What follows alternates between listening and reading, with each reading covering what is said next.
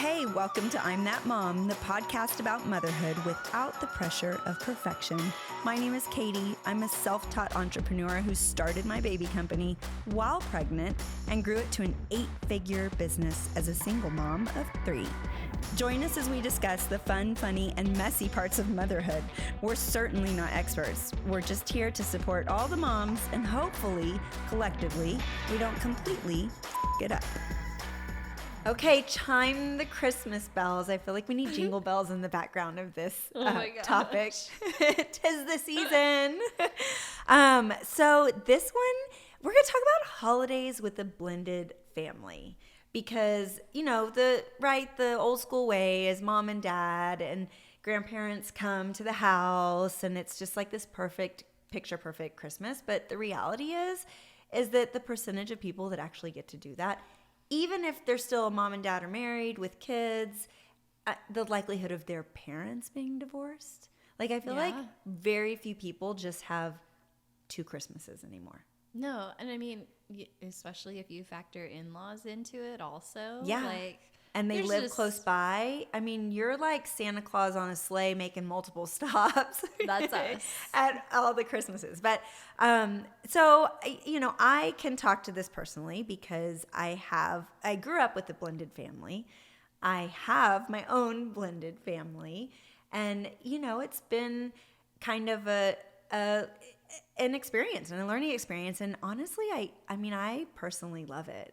I grew up with parents that were divorced. So my parents set a great example of what a blended family Christmas could look like. Okay. Because it was very much like, well, first of all, my mom and dad lived on the same street, divorced. They got divorced. Oh, wow. My dad moved like 2 houses down, right? So growing up, it was very easy for us to do Christmas at both houses. Yep. And then when my ex and I split up and my kids were little, and so I had to get used to the, you know, kids coming and spending one Christmas with me, Christmas with dad, Yep. taking our traditions and having to be flexible, including all the sets of the grandparents.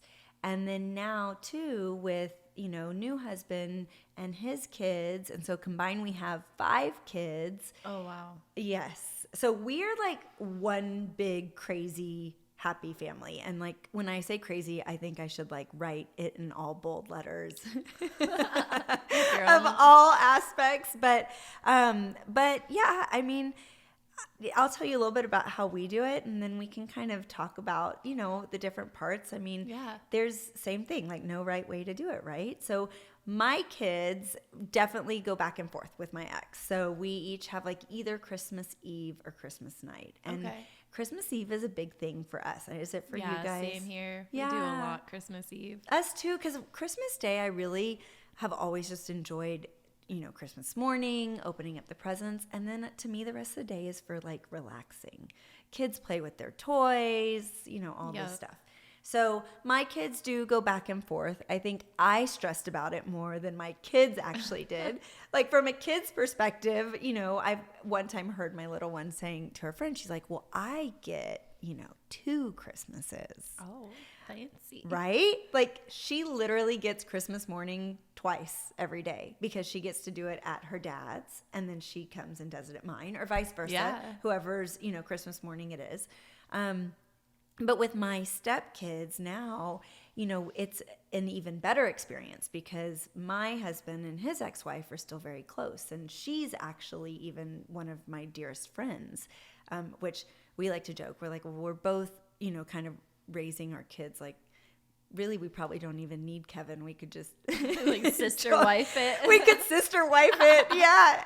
Hey, don't dog it. It's actually pretty amazing when you have I think that's the 2 best moms. setup you could ever hope for. Yeah, I do love it. And we consider ourselves very lucky with it too. But so we're more flexible. So we're very like in tune with, you know, if one of us has something like if our parents are doing a big Christmas Eve, we try to be flexible and be like, oh, okay, that's great. Like let the kids go do that. Yeah. We really try to lean on what the kids want to do. And our kids are old enough now to say like, oh, I really want to be able to do Christmas Eve with my grandparents. And then, you know, mom's parents are coming over Christmas Day. And so we learned that Christmas morning doesn't have to be at 7:30 in the morning. Like The excitement and the anticipation and the moments and the hot chocolate and the coffee, or, you know, really it just turns into wine afternoon. Yes. And actually watching your kids open presents with a glass of wine is more fun than watching your kids open presents with, right? Like silver lining, always.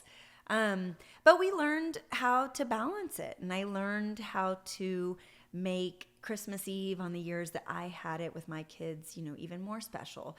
And I learned how to embrace the Christmas Eves that I didn't have my kids. Yeah. And, you know, it just kind of honestly made the Christmas Eves I did have them even more special, because, you got to focus on it. But, I mean, growing up, I know you had multiple Christmases. Like, how did y'all do it? Like, what was your experience as a child first? Well, I mean, like when you're talking about the age where like kids are really enjoying Christmas and the whole story of it, Which is like what, 2 to like 10, I don't know, probably 10, 10, maybe 12, depending on if they have older siblings that like depends on the older siblings, ruin secrets or not. But okay, we're on the same page with that. Yep. So yeah.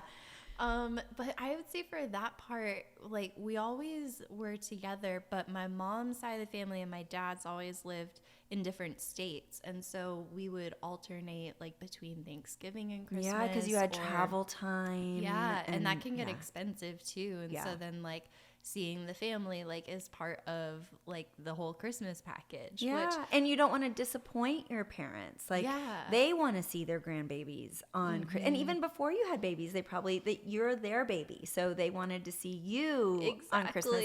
Yeah, and the holidays have a lot of expectations around it. They do. And I think like again, like as a mom, you never want to disappoint anyone and you want to give everyone their fair shot. Always.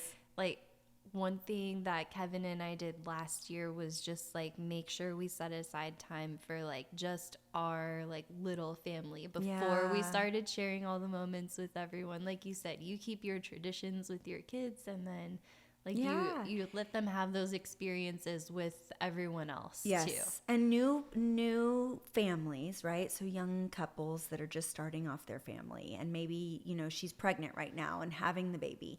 And there is a transition between doing the family Christmas with the in-laws and the parents. And, you get married and that's your first taste of like multiple Christmases, right? Yep. Then you have a baby and then all of a sudden you add your own Christmas into the mix. Then in my scenario, right, got divorced. Yeah. I doubled it again. So now I've got my parents' Christmases, mom and dad who are divorced. Then my ex's Christmas, his parents' Christmas. Then I got remarried. So now my kids have our new Christmas together, plus their dads, plus the grandparents, plus the other grandparents. I mean, it's like exponentially increasing. Yeah. And through all of that, and even early on, like back to the mom that's pregnant with her first, I definitely think it's important to create your own traditions and be able to say, no, I know before mom, right, like talking to the grandma, that we used to come to your house at 8:00 and I love those traditions, but you shouldn't be afraid to say, but it's time for me to start my own. And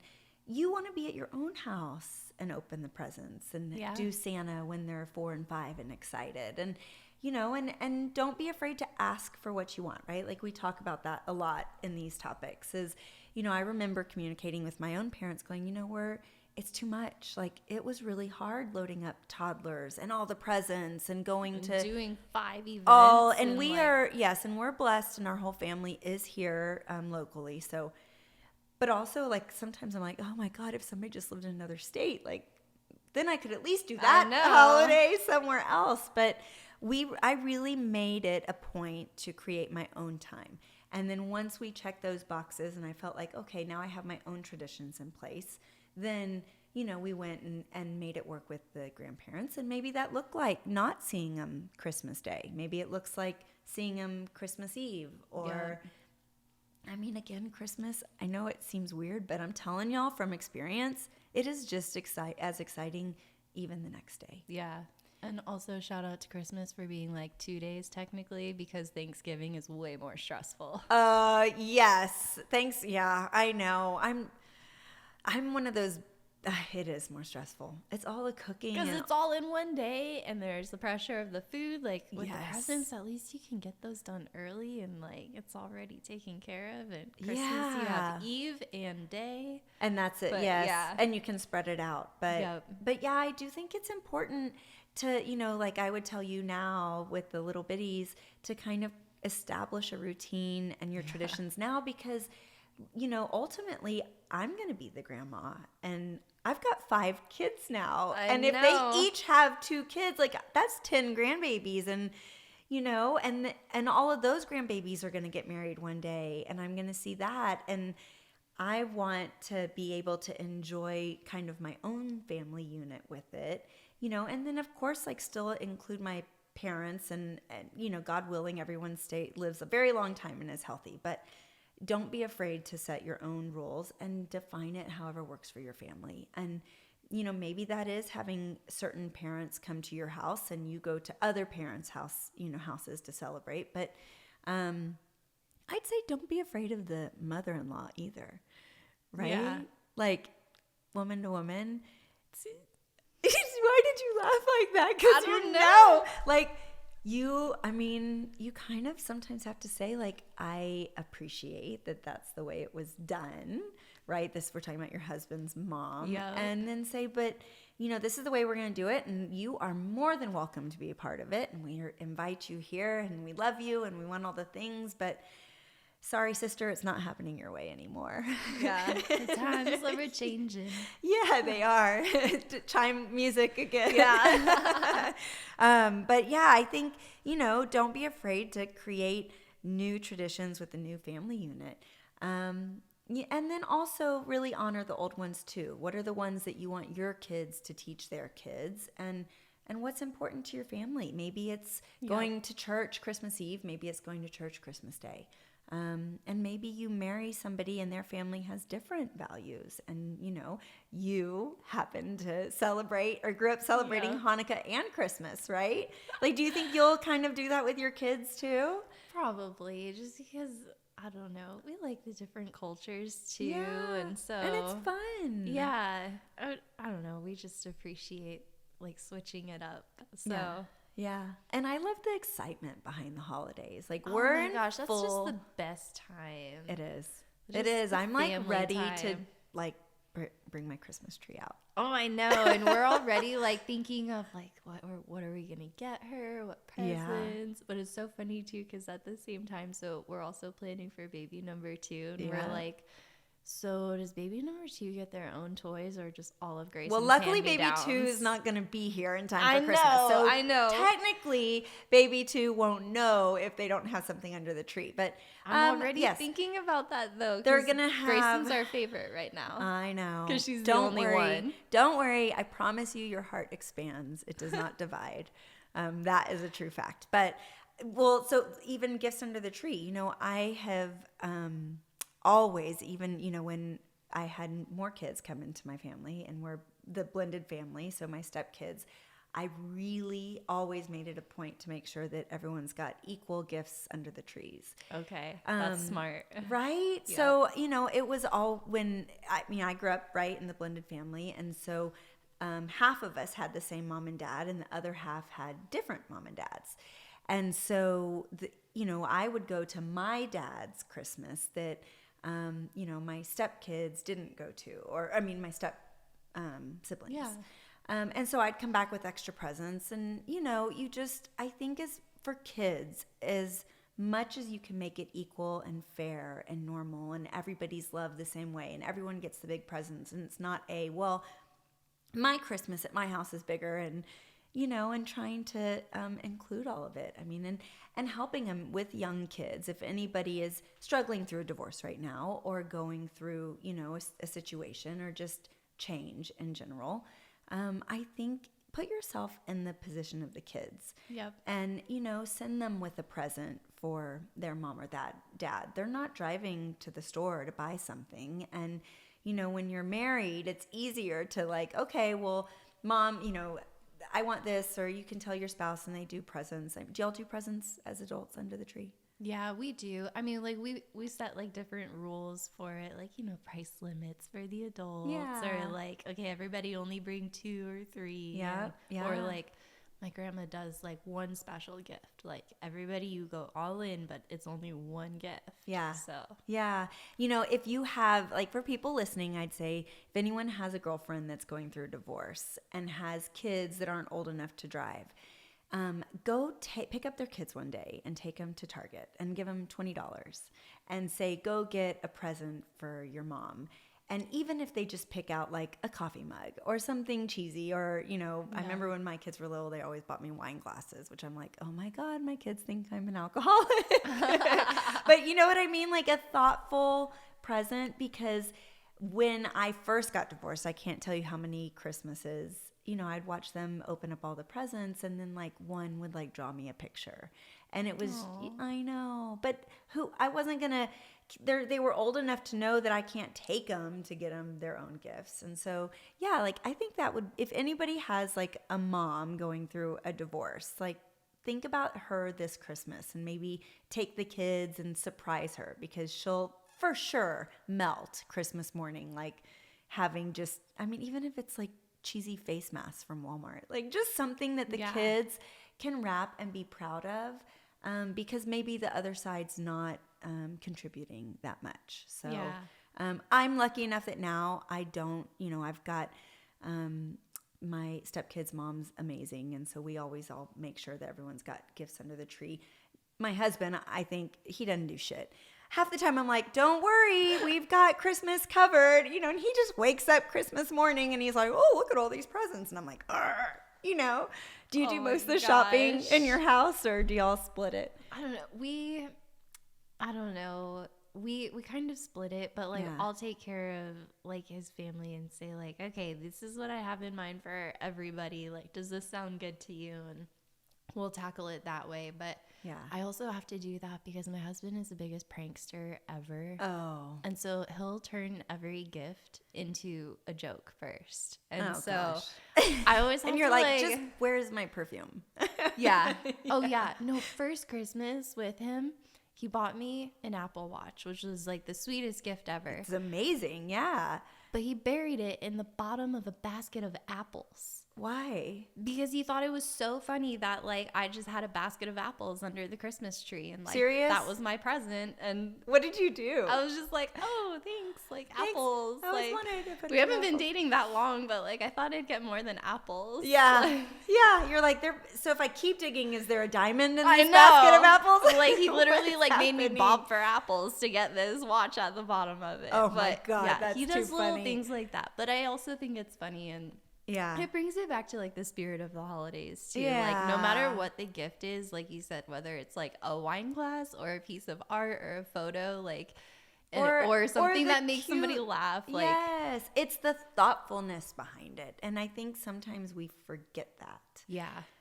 Because it's, you know, we always like, everybody's got somebody on their list that's hard to shop for, you know? Oh yeah. Always. And you know, we get so busy in our lives, and sometimes it's just about buying a nice gift that almost like has a dollar amount behind it. Like you set your budget for the holidays, and you're like, okay, I'm going to spend this much money on my gift for so-and-so.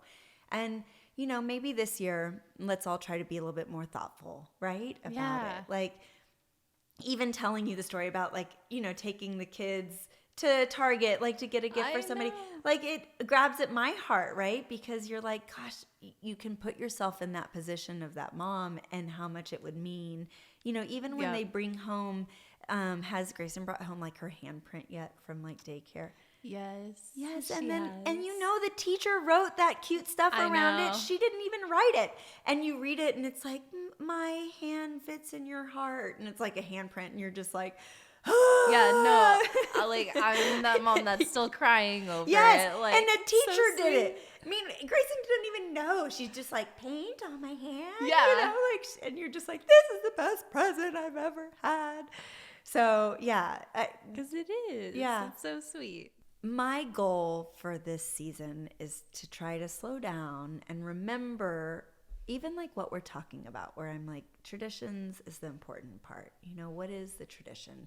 What are the memories that, you know, the kids are going to look back on in 10 years? Yep. You know, every year I do cookies. So we bake gingerbread cookies. We burn them and they look silly and they're ridiculous. But my kids look forward to it. I love that. Right? Yeah. And I mean, I'm failing at all the other things. Like, for sure. You know, I'm not doing like gingerbread decorating parties anymore. And I'm not doing like special presents that have all the stuff. But I buy the box gingerbread cookies, sometimes already the pre-rolled one, you know? Hey, that and works. I go and I buy all the candies and decorations. And they know that every year we do cookies one night. And I love that because I think it might be something that they carry on, you know, later on. And so maybe if there's one thing that we try to do and not have to be all the things, like as we watch our friends post on social media about the perfect Christmas and, you know, that grandparents are all there and they go to church, like, oh my God, like all the things, right? Yeah, that make it picture perfect. Yes.